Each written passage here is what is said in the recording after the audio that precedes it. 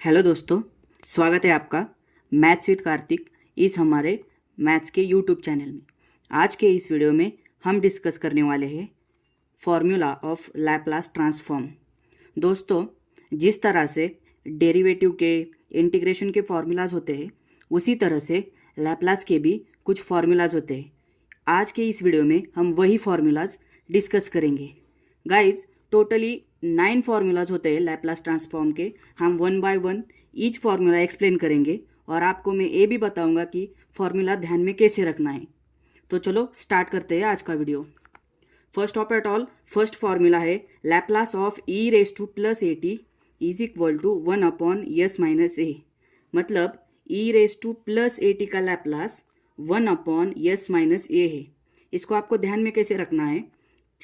First, ये जो plus ए है, ई के एक्सपोनेंशियल टर्म में जो प्लस ए है टी के साथ में, उसको आपको सिर्फ -a कर देना है।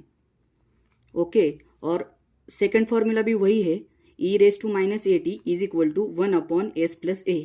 आपको सिंपली क्या करना है, ये जो -a है इसे बस +a कर देना है और 1/s+a। ओके, तो आई होप आपको ये दो फॉर्मूला क्लियर होंगे। अब हम देखते हैं इन दोनों फॉर्मूला का एग्जाम्पल। सपोज मैंने लिया e⁻³ इसका लैप्लास ट्रांसफॉर्म क्या होगा, 1/s। ये देखो +3 है, इसकी वजह से मैं यहाँ पर -3 ले लूँगा। ओके, तो जब भी आपको e⁻+at के टर्म में कोई भी लैप्लास दिखे तो उसका लैप्लास आप इस तरह से ले सकते हो। और अभी इसका एग्जाम्पल देखते हैं। अगर आपको सपोज e⁻⁵t इसका लैप्लास पूछा है तो आपको क्या करना है, सिंपली 1/s, यहाँ पर -5 है ना, उसकी जगह पे +5 कर देना है। ओके, तो आई होप ये दो फार्मूलाज आपके क्लियर होंगे। अब देखते हैं थर्ड वाला फार्मूला, जो कि है Laplace of sine a t is equal to a/s² + a²। मतलब साइन ए टी का जो लैप्लास है वो है a/s² + a²। इसका हम एग्जाम्पल देखते हैं। सपोज मुझे निकालना है लैप्लास ऑफ साइन 4t, तो मैं इसका लैप्लास कैसे लूँगा। यहाँ पर आप कंपेयर करो, ये जो 4 है वो a के साथ दिख रहा है, इसकी वजह से मैं यहाँ पर लिखूँगा 4/s² + 4², और इसका सिंपली लैप्लास हो जाएगा 4/s² + 16। नेक्स्ट फॉर्मूला है Laplace of cos a T. इसका जो लैप्लास है कॉस ए टी का वो होता है s/s² + a²। इसका हम एग्जाम्पल देखते हैं ताकि आपको अच्छे से समझ में आएगा। लैप्लास ऑफ कॉस मैं लेता हूँ, चलो 3t। कॉस 3t का लैप्लास क्या आ जाएगा, सिंपली कॉस में यस आता है, s/s² प्लस ए क्या है, हमारा प्रॉब्लम में ए है 3, तो 3 का स्क्वायर। ओके, तो सिंपली इसका लैप्लास आ जाएगा s/s² + 9। अब गाइज, कंफ्यूजन क्या होता है इन दो फार्मूलों में। आप देखो, साइन ए टी का लैप्लास है a/s² + a² and cos a t का लैप्लास है s/s² + a²। अब ये दो जो फार्मूला है उसे ध्यान में कैसे रखना है, आप ध्यान दो जरा इधर। ये जो कॉस के लास्ट में जो यस आता है, इसका मतलब न्यूमरेटर में यस आएगा। कॉस के जो लास्ट वर्ड लेटर में जो यस है वही न्यूमरेटर में आ जाएगा। इससे आप ध्यान में रख सकते हैं, अगर मुझे लैप्लास चाहिए कॉस ए टी का तो न्यूमरेटर में यस आना चाहिए, रेस्ट ऑफ ऑल अदर ए आना चाहिए। मतलब कॉस से आप साइन का भी निकाल सकते हो। Okay,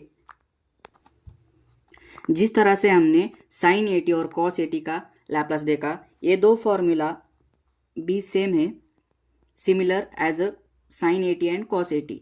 sign hyperbolic a t का लैप्लास क्या होता है, a/s² - a², and cos hyperbolic a t का लैप्लास क्या होता है, s/a² - a²।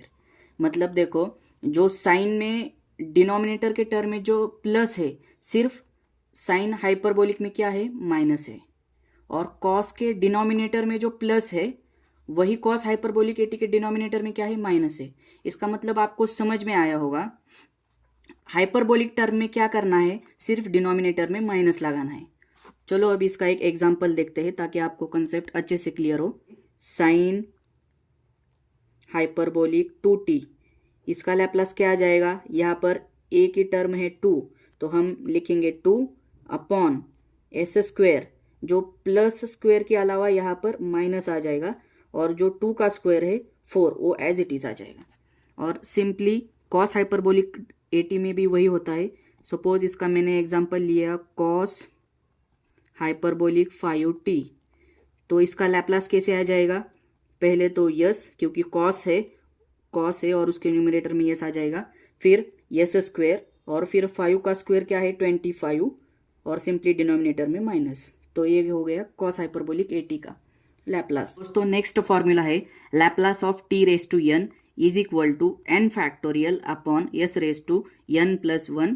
ये फॉर्मूला हम कब यूज़ करते हैं, जब हमारा n पॉजिटिव होगा, मतलब n की वैल्यू जब भी हमारी पॉजिटिव होगी, इसका मतलब 1 2 3 से लेकर अप टू इन्फिनिटी तक होगी, तब हम ये फॉर्मूला यूज़ कर सकते हैं। तो सिंपली इसका मैं एग्जांपल बताता हूँ। Suppose Laplace of t raise to 4 का मुझे लैप्लास निकालना है, तो इसका लैप्लास हम कैसे निकालेंगे, first of at all n factorial, इसका मतलब 4 factorial upon s raise to n हमारा क्या है 4, तो 4 प्लस 1, सिंपली इसका लैप्लास क्या आ जाएगा 4 factorial upon s raise to 5। अब ये फैक्टोरियल जो है 2 मिनट में मैं आपको एक्सप्लेन करता हूँ। सपोज मुझे किसी नंबर का मुझे फैक्टोरियल निकालना है, सपोज मुझे 4 का मैं लेता हूँ फैक्टोरियल निकालना है, तो 4 का फैक्टोरियल कैसे निकालते हैं, सिंपली आपको क्या करना है 4 इंटू 3 इंटू 2 इंटू 1, इसका आंसर आ जाएगा 24। और सपोज मैं और एक एग्जांपल लेता हूँ, मुझे निकालना है 3 का फैक्टोरियल, तो आपको सिंपली क्या करना है, जो भी नंबर है उससे रिवर्स तक मल्टीप्लाई करके जाना है, तो ये होता है फैक्टोरियल। 3 1 जा 3, 3 2 जा 6, तो यहाँ आंसर आ जाएगा 6। तो आई होप फैक्टोरियल की कंसेप्ट आपकी क्लियर हो गई होगी। तो हम अब नेक्स्ट चलते हैं नेक्स्ट वाले फॉर्मूला में। नेक्स्ट फॉर्मूला भी वही है, Laplace of t raise to n। बस ये फॉर्मूला आपको कब यूज़ करना है, जब आपको पॉजिटिव इंटीजर, इसका मतलब 1 2 3 ऐसी वैल्यूज़ ना होकर जब आपके पास फ्रैक्शन आ जाता है, मतलब 3/4 2/6 ऐसे जो फ्रैक्शन आता है, उसको सॉल्व करने के लिए आपको ये फॉर्मूला लगता है। और ये जो फंक्शन है उसे हम कहते हैं गैमा फंक्शन। ये फंक्शन क्या है, गैमा फंक्शन। सिंपली मैं आपको नेक्स्ट वीडियो में बताऊंगा गैमा फंक्शन क्या है। और अभी सिंपली हम देखते हैं, इसका एक एग्जांपल देखते हैं ताकि आपको कवर हो जाए। Suppose Laplace of t raise to 2/6, या मैं लेता हूँ t रेज टू 1/4, इसका मुझे लैप्लास निकालना है। तो इसका लैप्लास कैसे आ जाएगा, सिंपली आपको गैमा फंक्शन लिखना है, उसमें n क्या है हमारा 1/4, 1/4 प्लस 1, सिंपली आपको डिनोमिनेटर में भी क्या करना है यस, और उसके पावर में लिख देना है वही फ्रैक्शन 1/4 प्लस 1, और इसका जो भी आंसर रहेगा वो आपका इसका लैप्लास रहेगा। और लास्ट वाला फॉर्मूला एक्सप्लेन करते हैं। ये बहुत ही आसान है, मैंने इसको नीचे इसलिए रखा है क्योंकि आपको थोड़ी राहत मिले, इसी वजह से 1 का लैप्लास होता है सिंपली 1/s। तो आई होप गाइज आपको सभी बेसिक कंसेप्ट क्लियर हो गए होंगे। नेक्स्ट वीडियो में मैं आपको जो भी लैप्लास ट्रांसफॉर्म है उसके थ्योरम्स एक्सप्लेन करने वाला हूँ। सभी थ्योरम्स मैं आपको एक्सप्लेन करूँगा, प्लस बताऊँगा वो थ्योरम कैसे ध्यान में रखने हैं। तो आई होप गाइज मेरे एफर्ट्स को आप एक लाइक करके और फॉलो करके मुझे मोटिवेट कर सकते हो, क्योंकि मेरे पास माइक भी नहीं है ना अच्छा कैमरा है, फिर भी मैं आपके लिए PYQs की सीरीज़ रिकॉर्ड कर रहा हूँ। तो आई होप गाइज आप समझ सकते हो कि मैं आपके लिए कितना एफर्ट कर रहा हूँ। तो तब तक के लिए इतना ही, मिलते हैं नेक्स्ट वीडियो में, तब तक के लिए बाय बाय।